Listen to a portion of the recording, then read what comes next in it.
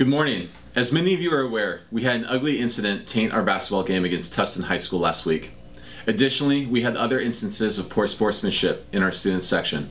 I realize that the majority of our students were appropriate and well behaved, but I think that we can all acknowledge that the poor actions of a few cast our entire high school in a negative light and bring issues to the surface that have been lingering for some time. While it is sometimes easy to blame others, to make excuses, or to minimize our involvement, at this point, it is crucial that we all own our mistakes. I am proud to be a Foothill Knight, and I know that many of you are too.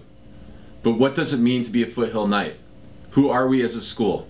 How do others in the community perceive us? And how do we want to be perceived? For some, the two answers to that last question are not the same. We all need to make changes, from the students holding the sign at the basketball game, to the fans that yelled at individual players from Tustin, to the staff and administrators that did not watch the student section closely enough. But not only do we need to make changes at the basketball games, we need to make changes in our daily interactions and our collective attitude. On Wednesday morning, I spoke to our staff about the expectations that they have for our students in the classroom. I asked them to think about their expectations for their students and how to communicate and monitor them. Here are my expectations of what it means to be a Foothill Knight.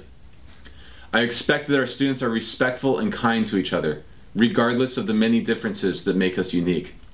I expect that the differences between students are respected and celebrated, not fuel for distasteful, ignorant, and intolerant jokes. I expect that our students represent our school in a positive way, and that they are mindful of their actions at all times. Everyone will be watching to see what Foothill students do next. I expect that our students serve as examples of good citizens and do not put others down on social media or any other platform. I expect that our students treat others the way that they would like to be treated. But above all, at this point, I expect that this current issue with Tustin High School come to an end. We must accept the fault of the mistake made and move on. There can be no more comments on social media, retaliation, or defense of our actions. There is no defense for much of what has happened. We must accept responsibility and move on from this. But we must move on in a new direction. The issues that we face are not only between Foothill students and Tustin students. These issues are rooted in a historical context within society. These issues are deep, serious, and complex. Yet we can change the attitudes and daily interactions at our school, Foothill. We can seek to better understand each other and then to build better relationships between all students on this campus. The administration will take steps to facilitate this process, and it will take time. But this is a necessary moral imperative that we all share. If we want to continue to be proud to be Foothill Knights, then the incidents like those that occurred Wednesday evening must no longer happen. We must learn from this, make changes, and move forward in an inclusive and accepting manner. Cesar Chavez once said, "Real education should consist of drawing the goodness and the best out of our own students." What better books can there be than the Book of Humanity?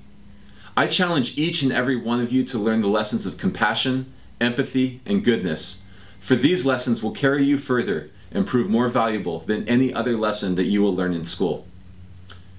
This is no small issue I am asking us all to address. It requires us to look at the parts of ourselves we aren't necessarily proud of in order to make a change. But you are all great kids, and you are all Foothill Knights. My expectations of the students at this school are high because of this.